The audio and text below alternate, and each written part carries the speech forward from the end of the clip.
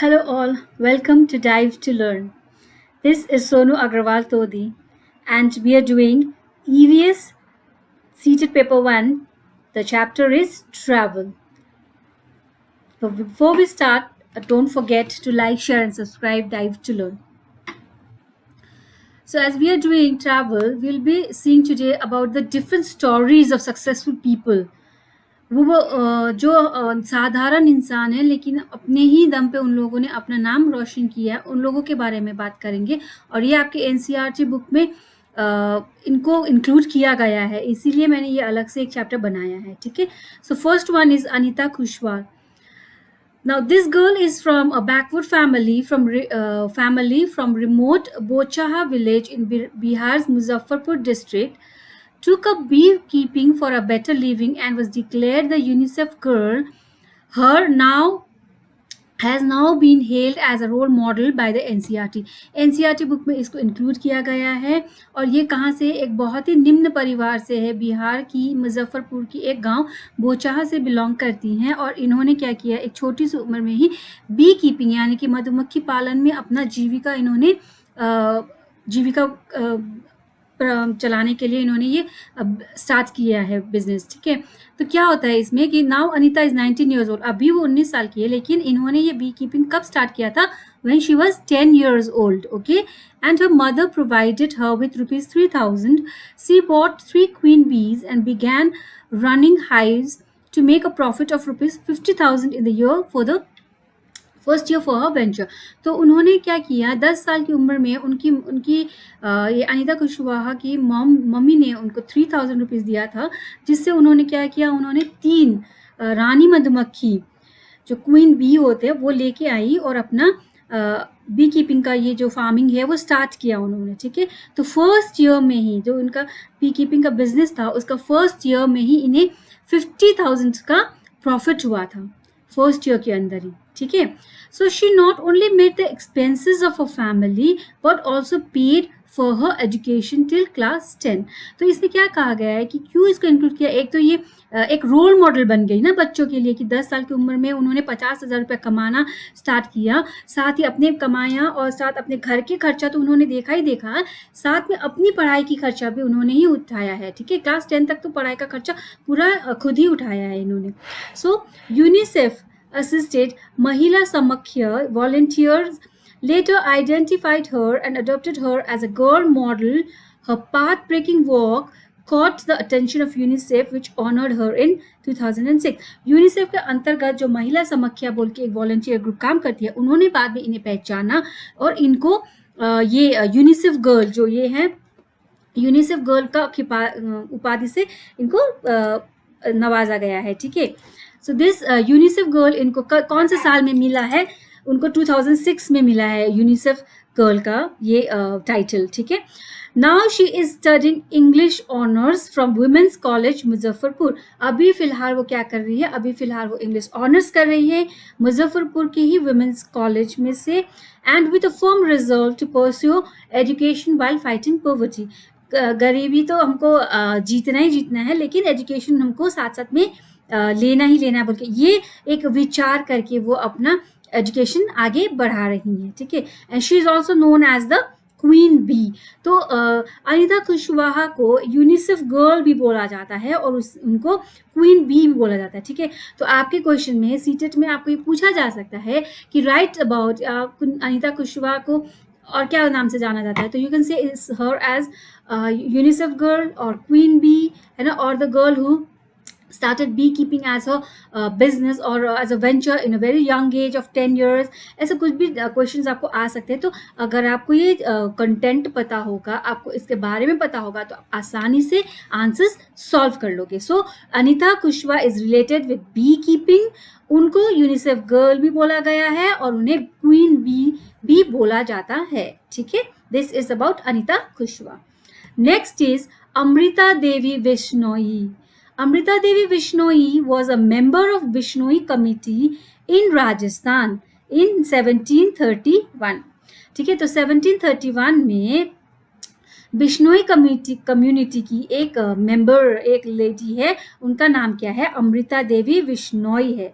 ठीक है, तो इनका इंपॉर्टेंस क्या है? अब इनका इंपॉर्टेंस ये है, she sacrificed your life along with 363 others for the protection of the Khejari tree in the Khejariya village near Jodhpur in Rajasthan.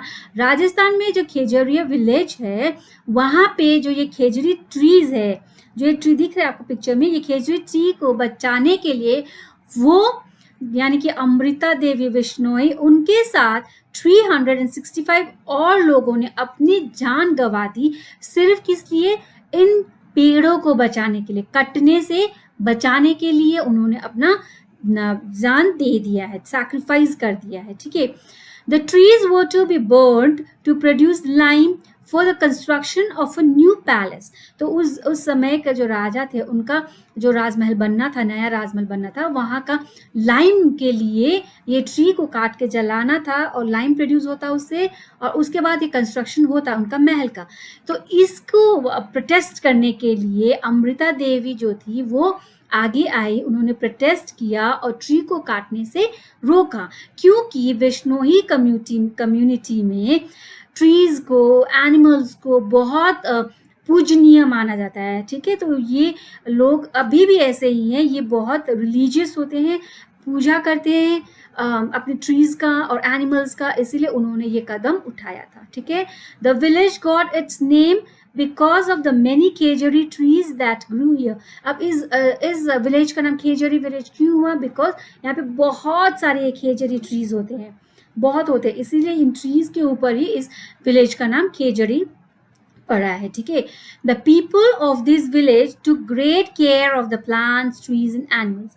तो इस जगह में, इस गांव में जो रहते हैं, इस कम्युनिटी के लोग अपने प्लांट्स का, ट्रीज का, एनिमल्स का बहुत बढ़िया से ख्याल रखते थे। ठीक है, this tree is mostly found in the deserts of Rajasthan. Rajasthan के डेजर्ट में पाया जाता है khejri trees. Okay, it is a medium sized tree, also known as the golden tree of Indian desert. Indian desert का गोल्डन ट्री भी बोला गया है खेजरी ट्रीज को। ठीक है, अब क्यों बोला गया है golden tree? Because all part of the trees are useful. It is also called Kalpatarul और किंग ऑफ द डेजर्ट और वंडर ट्री। तो इन सबको क्या क्या बोला गया है खेजरी ट्री को? एक तो आपका golden tree of the Indian desert बोला गया है, कल्पतरुल बोला गया है, king of the desert, wonder tree, ये सब किसका नाम है? ये सब खेजरी ट्री का नाम है। तो आपको ये सब याद करना पड़ेगा क्योंकि ये ऑप्शंस में आते हैं ये सब क्वेश्चन। ठीक है, इसीलिए मैंने ये सब ये पॉइंट्स, ये इनके बारे में सब यहाँ पे अलग से एक चैप्टर बनाया है। ठीक है, now they can grow without much water, its bark is use as medicines, they have berry like fruits called sangri. तो ये जो ट्री है ये डेजर्ट में होता है। ठीक है, हमें यहाँ से पता चल गया कि ये राजस्थान के डेजर्ट के इलाके में पाया जाता है। तो डेजर्ट में ऑब्वियसली पानी ज़्यादा नहीं होता, तो ये ट्रीज कम पानी में भी अच्छा फ्लरिश कर सकते हैं, अच्छा हो सकते हैं, इसीलिए ये ट्री वहाँ पे पाए जाते हैं। और ये ट्री को गोल्डन ट्री या कल्पतरुल या किंग ऑफ डेजर्ट क्यों कहा जाता है? बिकॉज इसके हर पार्ट कोई ना कोई चीज में काम आता है। जैसे इसका बार्क, जो ट्री का बार्क है, बाहर का ये जो कवर होता है ट्री का ट्रंक का, ये मेडिसिन होते हैं। ठीक है, तो ये मेडिसिनल वैल्यूज होते हैं जो ये ट्री का बार्क उसमें मेडिसिन के तौर पे यूज़ किया जाता है वहाँ पे राजस्थान में। यहाँ पे ये छोटे छोटे जो दाने जैसे एक बेर जैसे दिख रहा है ना, ये सब होता है सांगरी बोल के एक वेजी फ्रूट्स होते हैं, बेरीज जैसा, उसको सब्जी बनाया जाता है राजस्थान में। तो एक फूड के लिए भी ये इम्पॉर्टेंट है। ठीक है, इसके लीव्स अलग से यूज़फुल होते हैं, इसके रूट्स अलग से यूज़फुल होते हैं। ठीक है, इसके क्या कहती है वुड जो होता है, ये जो यहाँ से ट्री से वुड निकलेगा वो वुड भी यूजफुल होता है क्योंकि इस ट्री में कीड़े नहीं लगते। सबसे बड़ी खासियत क्या है इस ट्री का कि इस लकड़ी में कीड़ा नहीं लगता, और ये फर्नीचर इंडस्ट्री में बहुत यूजफुल होता है फर्नीचर्स बनाने में, क्योंकि फर्नीचर में कीड़ा नहीं लगेगा। अगर लकड़ी में कीड़ा नहीं लगेगा तो ऑब्वियसली फर्नीचर में भी कीड़ा नहीं लगेगा, इसीलिए ये ट्री बहुत ज़्यादा इंपॉर्टेंट है राजस्थान के अंदर, और इसे किंग ऑफ द डेजर्ट भी बोला गया है। तो which is the king of the desert tree का नाम क्या है? तो it is the khejri tree. Okay, khejri tree is also known as golden tree, Kalpatarul और किंग ऑफ द डेजर्ट और वंडर tree. ठीक है, the wood from this tree does not get destroyed by bacteria or other insects, so it is highly used in furniture industries. जैसे मैंने पहले बताया आपको कि इसका लकड़ी जो होता है उसमें कीड़ा नहीं पड़ता, उसमें कीड़े नहीं लगते, इसलिए फर्नीचर इंडस्ट्री में इसके लकड़ी को यूज किया जाता है, इसलिए ये इंपॉर्टेंट है. ठीक है, सो अमृता देवी बिश्नोई एक बिश्नोई कम्युनिटी की थी.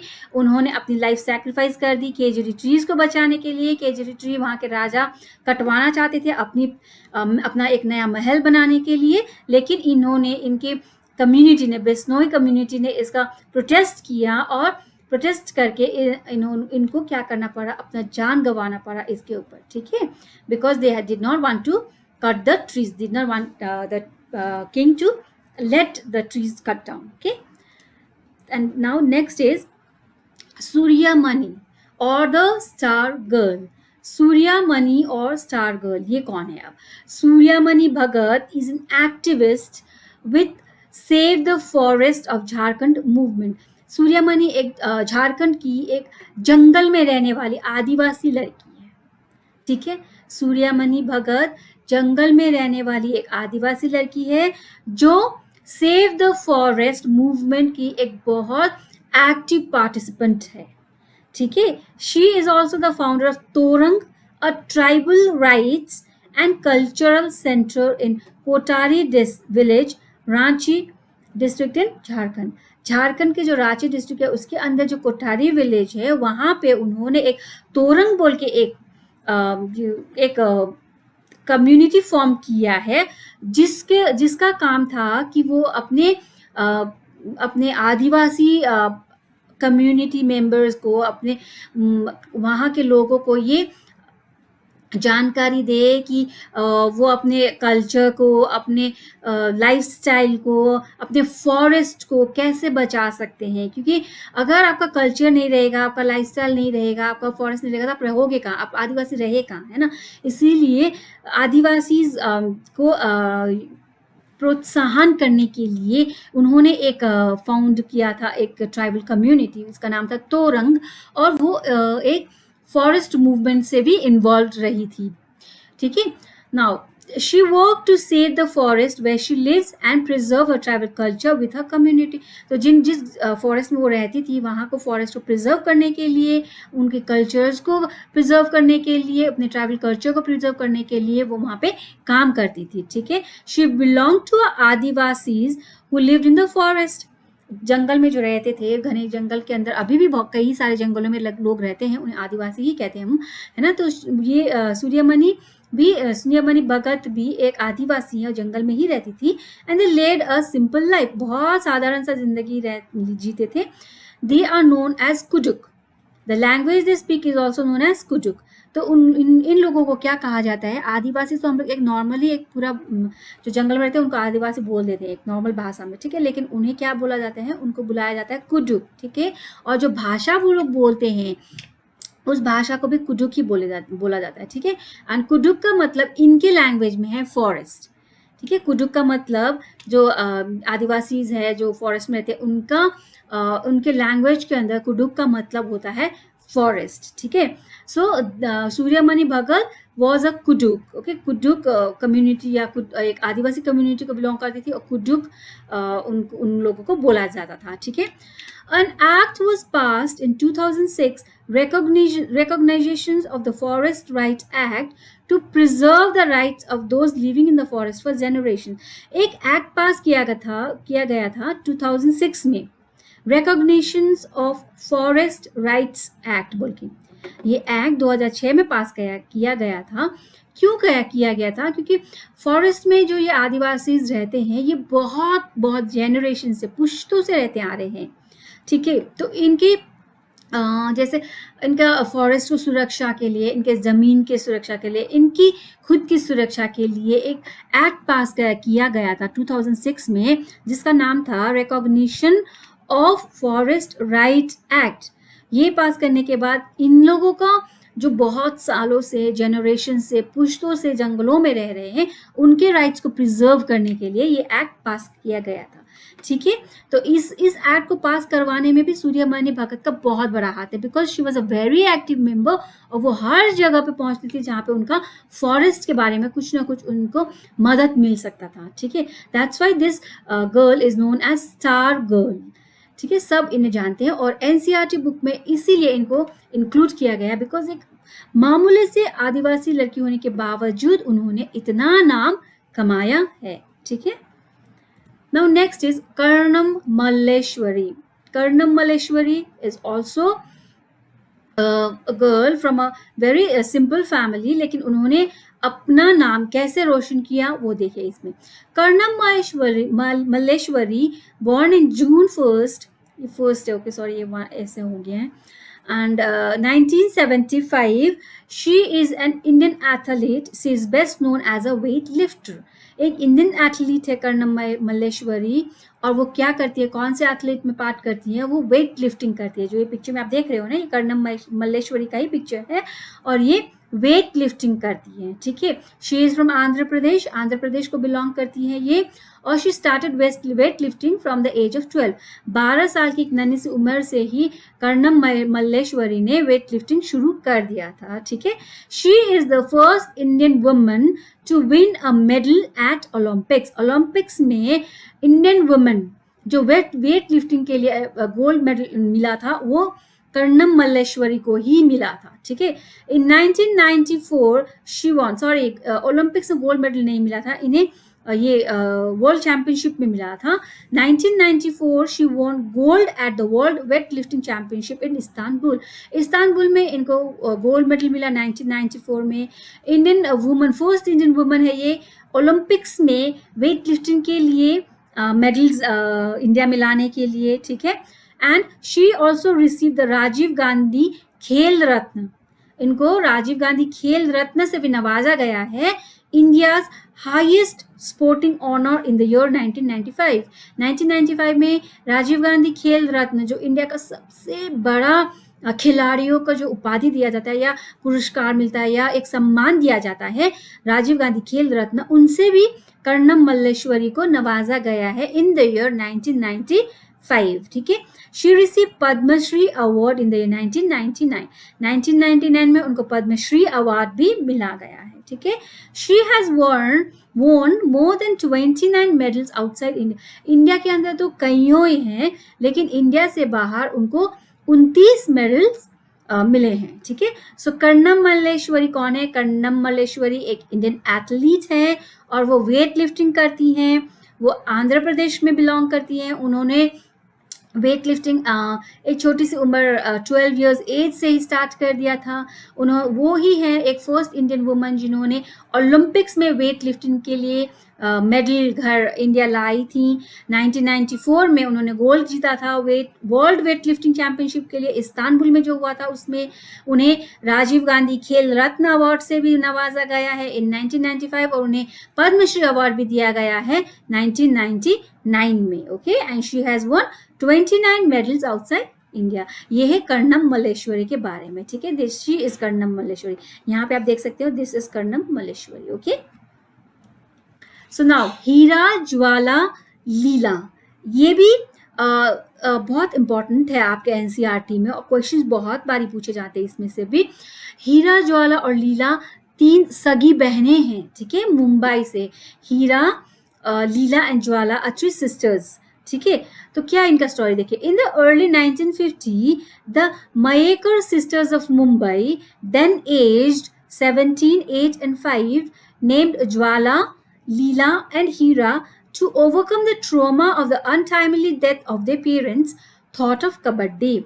So जैसे ये 3 सिस्टर्स हैं, सबसे बड़ी वाली का नाम है ज्वाला जो 17 years old की थी, लीला जो 8 एंड हीरा जो 5 इयर्स ओल्ड की थी, जो उनके पेरेंट्स के अनटाइमली डेथ, अचानक से मृत्यु हो जाने के बाद उस ट्रॉमा से बाहर निकलने के लिए इन तीनों ने क्या किया, कबड्डी का सहारा लिया, कबड्डी खेल का सहारा लिया उन्होंने, ठीक है।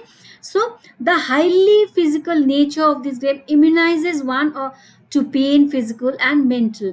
तो इतना फिजिकली भी पेन, मेंटली पेन इनको मिलता था, लेकिन फिर भी इन्होंने इस गेम को, इस फिजिकल नेचर गेम को हाईली इन्होंने अपनाया अपने आप में। इन्होंने, क्योंकि इनको ओवरकम करना था, इस ट्रॉमा से बाहर निकलना था, इसीलिए इन्होंने इस गेम को अपना बनाया और अपना खेलना स्टार्ट किया इन्होंने। एक सबसे बड़ी वाली बहन 17 साल की थी जब इन्होंने ये गेम खेलना स्टार्ट किया था, और उनसे छोटी 8 और 5 इयर्स ओल्ड थी, ठीक है।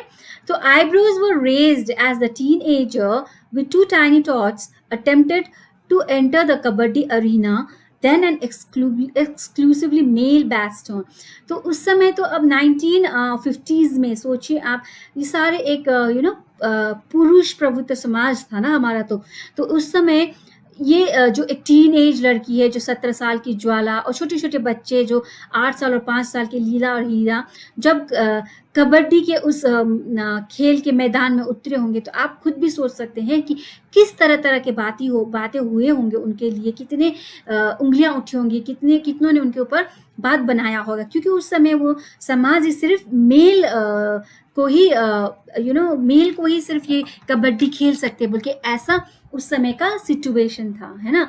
The Mayankars overcame the obstacles. ये तीनों ने इस सारी चुनौतियों को आसानी से पार किया। आसानी तो नहीं बोलेंगे हम, लेकिन आसानी से मतलब उन्होंने पार कर लिया, टैकल कर लिया।